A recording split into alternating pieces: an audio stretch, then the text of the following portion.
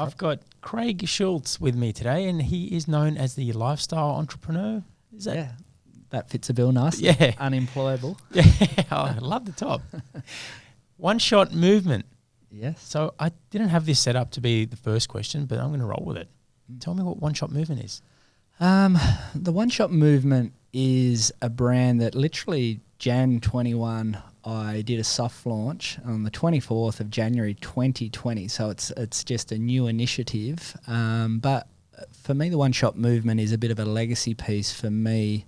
About 12 months ago, I started writing a book called You've Got One Shot, which will be launching in the coming months. And it's really evolved into a movement where it's to try and inspire and help give people education, support, inspiration, motivation to find their passion and purpose. So the One Shot Movement is a group, a social group that people can join. It's free, and I just share a lot of my 20 years of experience in business, but also anything that I'm learning. I'm just really trying to help people get ahead in life.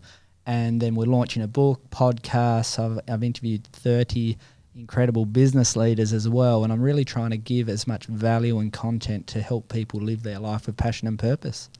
So would you say it's something that's been developed to help people who may not know where to go for help? Yeah, look, it really is. Like I've over 20 years, when I went from I did do the university thing, and I got a job and I fired my boss age 21. And I've always learnt to hustle and grind and build businesses. And, I've had 5 fitness clubs, and I've built businesses internationally. And I've also invested, probably $500,000 into my own personal growth. So there's a lot of intellectual property and intellectual capital that I do have.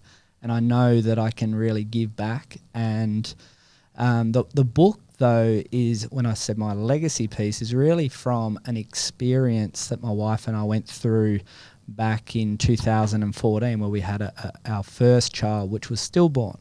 And in the funeral, in the eulogy, I was talking a lot about, from today moving forward, I want my son Ethan to be proud. And last year, I made a decision that I wanted to bring that to life, and that's sort of where we are now. It's very new.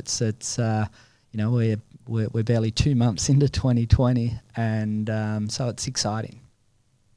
That was a bit touching there. I think Ethan will be very proud at the moment, Craig. Yeah, look, for me, I think adversity and challenge, everyone's going to face it in life, and it'll show up in all different types of forms. It might be separation, it could be bankruptcy, it could be growth, anything. And people can raise a white flag quite easily, thinking the world's against them. And really, for me, I want people to see that you've got one shot at life. Just go out there, find your passion and purpose, and just throw yourself at it. And whatever that is for you, whether it's in the media, whether it's to spend more time with your family, whatever that is for you, it's for you. And that's really my message. You talk a lot on becoming unstoppable. So tell me what that exactly means, and what is becoming unstoppable? What does it mean? How does it inspire others? And what have you done to do so? I think for me, I've always just followed formulas and pathways that people have always walked before me. So I was very lucky. I found my first mentor in my first gym just by chance. He was a highly successful business person. 20 years on, he's still my mentor today. But I've learned a lot about investing in property, building businesses, dealing with circumstances. And I'm a really big believer that if you can learn the formulas, whatever that is, whether it's investing in property, whether it's investing in shares, whether it's marketing, whether it's sales, don't go and try and work it out yourself. So for me, becoming unstoppable is go and find the people that have what you want and get them to teach you, guide you, and mentor you to get fast-track your success. So you're becoming unstoppable, so to speak, works with your one-shot movement. Yeah, totally. And one of the first guiding principles, which I was asked this recently at an entrepreneur event, what would be something that sat with you for the last, that you would say as a guiding principle? And I always say, when I learn about how to leverage time, money, and relationships, things got a lot easier for me.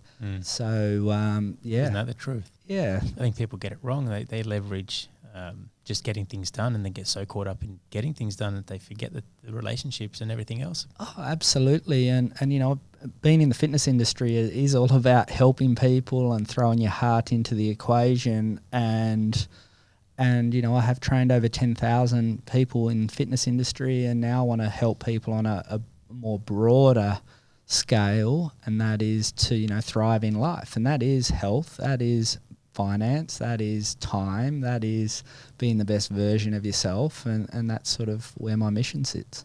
Your mission is also about having the ultimate lifestyle.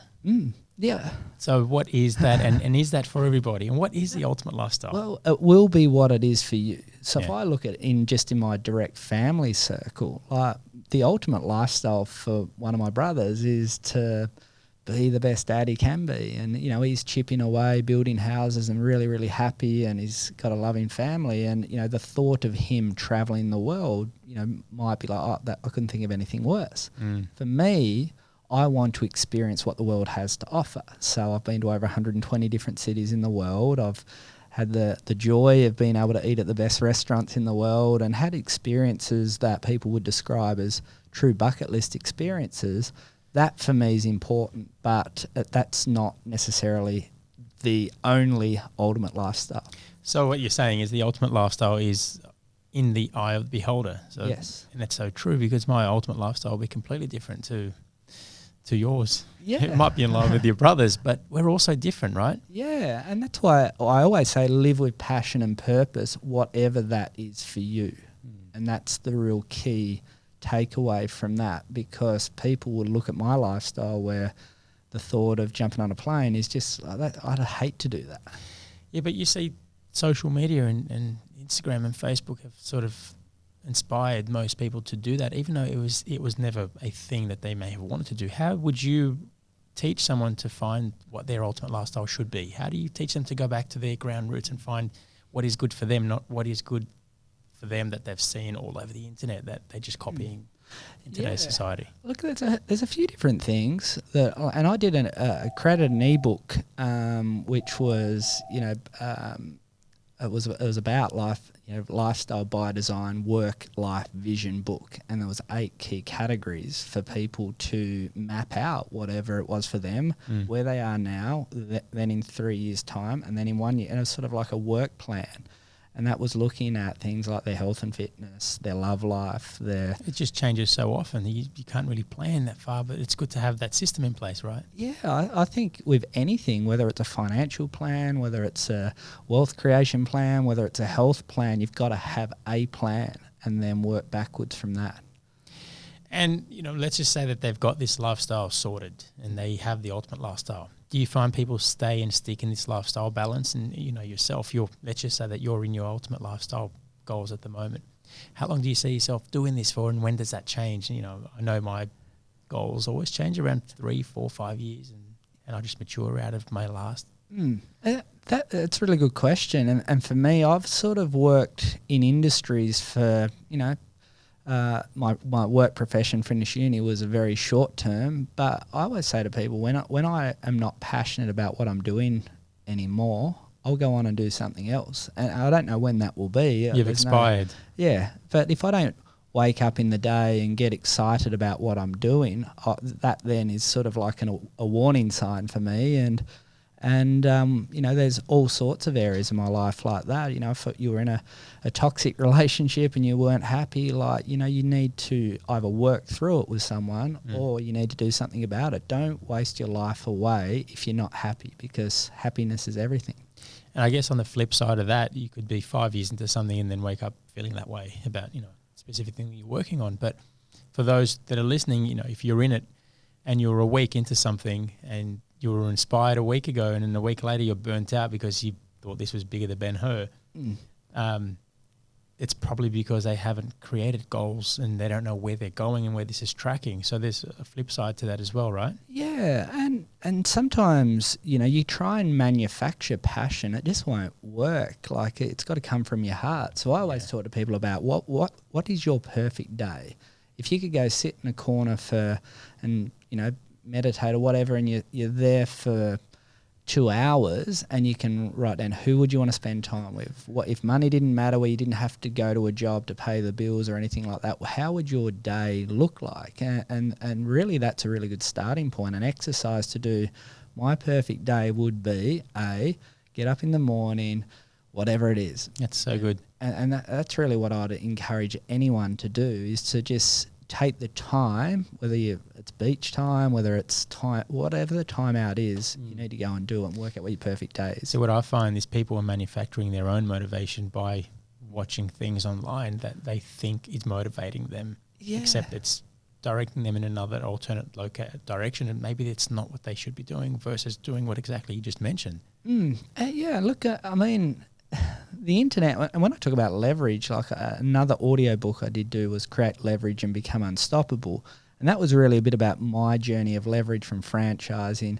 But I leveraged the internet and social media from probably back as far as 2008 to build a more scalable international business model. But probably about 5 years ago, the Instagram influencer scene just took off and exploded. And people were nearly trying to be Instagram influencers when they weren't, they just liked the idea of it, but it probably wasn't didn't realise what was involved. Yeah, but it wasn't probably congruent with their true, the true heart and what they really should be doing in life. I still find the best Instagrammers out there are the ones who actually put their life completely out there. You see the good and you see the bad. Yeah. So that people can actually relate to them. Yeah, totally. Yeah. Well, you've got a book launch. I'd love to know a little bit about that. Yeah. It's not a plug. Tell me all about it. Well, the book launch is what I call something I'm super passionate about, my legacy piece. And I look back, and it was only recently. What's the book called? You've Got One Shot. And it's the story of a stolen heartbeat and how it helped me live a meaningful life. And the book, I rewatched the eulogy recently, and it's sort of like, I haven't watched that very often in the last 6 years, let me tell you, because it does draw a tear or two. But the words that I said in there had just been manifested. It sort of manifested into this book. And have you got that video? I do. So maybe we'll have a quick 30 seconds. We might bring something up from that if that's okay with you. Yeah. Do you mind? Yeah, that's no problem. All right. This is easily the hardest thing I've ever had to do. At Christmas time, I was in the most perfect place in my life. I was surrounded by family and friends, having great laughs, and sat there watching all my beautiful nieces and nephews running around, and I thought 2014 was the start of our new journey. 2014 was mapped out in my mind already. Karen had the sparkle in her eyes, and you could see she was ready to be Mrs. Mother, ready for the next phase. But just 1 month on, our world has been tipped upside down. So here we are, 1 month later, burying our son. Being left empty inside, asking questions as to why us, why has this happened, why Ethan, why now? So we're calling this a tribute, as we have no journey to celebrate, just the sadness that Ethan did not have the chance to give what he had to give. Because I know Ethan would have been a complete package, carrying my drive and hunger for success and Karen's beautiful, warm, loving heart. Okay, that's a bit too touching for me at the moment. Wow.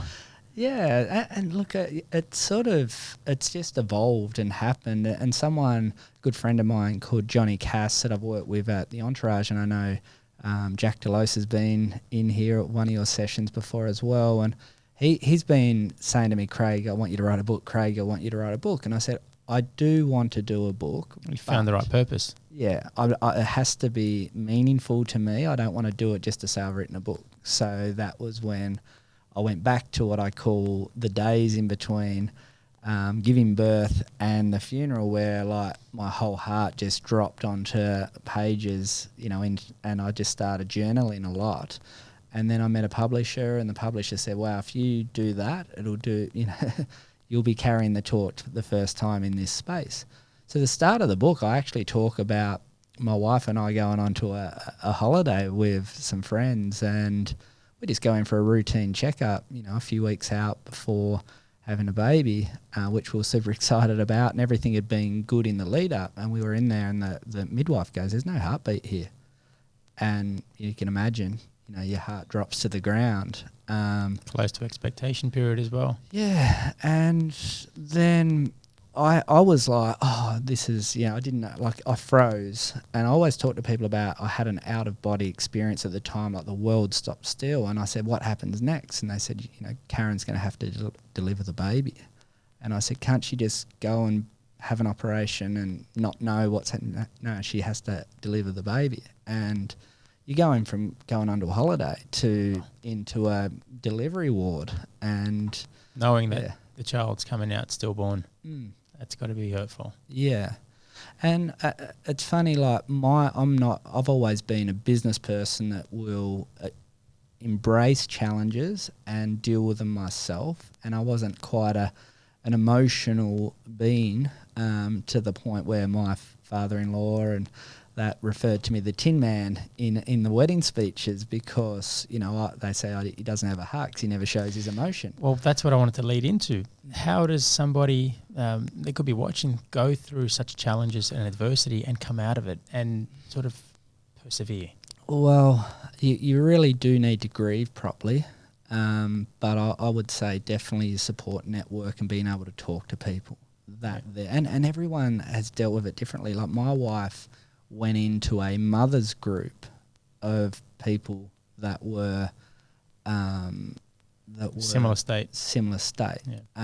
And what you're doing with One Shot movement is more around doing that with anyone who has been through some sort of challenge and adversity, but not so much in a tragic way. It could be business tragedy. It could be business failure. Yeah. Right? Is that on the right path there? It is on the right path, but it's really anyone that's just, Groundhog Day, going through life just unfulfilled. And I want people to go, gee, I don't want to have an event to inspire me to do this. You can do this now. You can stay in your job and pick up a project, and anyone can make money online or start saving to invest or go and work towards buying their first property, like to get ahead, to start freeing up, their finance, to free up time. And there's so many different ways to do it. I'm not going to necessarily tell you the best way to do it. You need to work that out yourself. That's right. So it's not an entrepreneurial network, it's an entrepreneurial support group. Is that the right way to I would say an entrepreneurial support group. And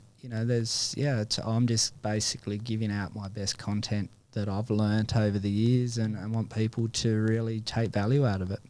Well, if there's any way that I can help, I'll be more than happy to put my hand up and help you with that specific journey. That'd be amazing. Absolutely. So I'm going to move into public speaking. You've been doing a fair bit of public speaking, and I can't imagine it was easy the first time you ever did it. I know I still can't do it. Yeah. What would you tell somebody who's looking at getting into it? How would they break into it? Well, the first thing I would always say to people is if you want to get ahead in life, you've got to be able to get out of your comfort zone. And if you can't public speak, like the first time I was speaking and doing a presentation, I spent a whole weekend rehearsing with a friend backwards and forwards on public speaking. And so that's actually one good point right there. So rehearsing with a friend could be a fantastic first move. And even film yourself. So like just sit in front of a video and talk and then progress to doing a live, which is going out to an audience. It's a bit more pressure, and then progress from there. I think pre that, I actually do some media training with some of our clients. One major is to actually film yourself, but look directly into the lens. Yeah. That's the most intimidating thing, because you've got to sort of get that tunnel vision going, and it's just directly into it. Look nowhere else. If you can master that, then go into your live stream. That could possibly help a little as well, knowing that you're on the cuff. Yeah, but just doing it, like that's probably one of the main things. People just like are fearful of failure, where my philosophy is just go and do it, and if you fail, just get better at it. And where has your public speaking journey taken you? I know you've been all over the world to do so. Look, I've been lucky enough to speak pretty much on every continent, bar South America. So I've ran events in all Southeast Asia, Philippines, Malaysia, Singapore. And what's your speaking strength? I guess, what are you speaking on? Sometimes it varies, but some is leadership stuff. Some is I might be presenting even business opportunity or educating on different products out in the market. But some is around inspiration. So sometimes I will go and dive into this story where I might close a thing and just leave that there and on fear and that for me. My first presentation I did after losing Ethan was to a leadership group, about 110 people, and I just told that story, and I felt like I was naked. But the point was I just needed to get back out there and put myself back out there, and that's what I want people to understand. I think without realising, you probably would have helped hundreds of people that day. Just go through their own challenge and break through their own adversity. Oh, totally. And that there, that was, for me, it was another moment in time to realise that this was really a part of my legacy piece, because people, there wasn't a dry eye in the room, and I just said that it was about, you've got one shot. My son didn't even get one breath. You're here. You're breathing. What do you got to lose? Wow, that's very powerful. And I guess you could turn public speaking into a business. Yeah. And, most people do want to be doing public speaking. I know that, you transition from leadership to knowing a lot. The general person may also want to give back doing that, such as yourself. I don't ever think I'll see myself in the public circuit. But if anyone that was looking at getting into that, how would you inspire them to break into that public speaking circuit? Are there events? Is there their own network group? Well, for me, I probably... the Entourage here in Sydney, but they're a big group of entrepreneurs with lots of really good courses. So that network there is something I've been involved with for 3 years, and that sort of certainly helped me elevate my skills and also open a few doors as well. But if you're looking to get in, just define your why. Like what is it? Like, don't go and do public speaking for something you're not interested in. That's... If you get... Got to have a real purpose. You've got to have a purpose. So Absolutely. That would be a key thing. And how long do you think a public speaking journey can survive in today's market with all these so-called motivational speakers that are 6 seconds on Instagram and they give you a bit of that hype every morning? I guess it could be something that can go on forever if it's got purpose, right? Yeah, it could be. And I see myself probably even changing lanes a little bit now and giving back. Like, one area that I'm really passionate about is kids age, say 15, when they're at a stage where they're making key decisions in life. And, I'd love to go into schools and talk to them about impact and legacy and finding your passion and purpose, etc. But also, adversity and challenge people as well to try and dust themselves back off. And so there's a lot of different areas where I'm probably not speaking in at the moment, and I probably will evolve into that, and some will be might not be paid gigs. I'll just do it because I want to give back. And that's what's important. I think anyone that's doing public speaking or getting into it should know that you will change lanes at some point and you won't become stagnant. So whatever you're feeling bored by will eventually change, right? Yeah. It can be a draining, lonely process too, travelling, doing an event after an event after an event after an event. And there will be a use by date on that unless you're really passionate about it. I think it goes beyond the passionate part. I guess what you're doing has real purpose. So you might be on your own at the airport and travelling in a plane on your own, getting off and going into another city, but your ultimate purpose is that you're there and you've just inspired a couple of hundred people that are sitting in front of you, and that could be somebody's ultimate goal there. That could be their ultimate lifestyle. Yeah, and since I've been podcasting a bit as well, and there was a girl that I interviewed on my podcast that said my Facebook post 6 years ago, she shared with a friend, and that changed her outlook on life. And I didn't even know that. You never know. You think you're just doing your dailies. Yeah, but yeah. I can just see, one of the things in my book, if it gets monetized or doesn't or whatever, I know there's going to be at least one person that it's going to make a massive impact for, and that means a lot to me. Well, Craig, thanks for joining us. I look forward to reading your book, absolutely. And again, I have put my hand up for your one-shot movement. Pleasure to have you here. Look, I really appreciate the opportunity to come in and speak, and I really love what you're doing here as well. So, it's been a great experience to come out here and check it all out and have this chat. Well, it's been an absolute pleasure, Craig. Thank you very much. No worries.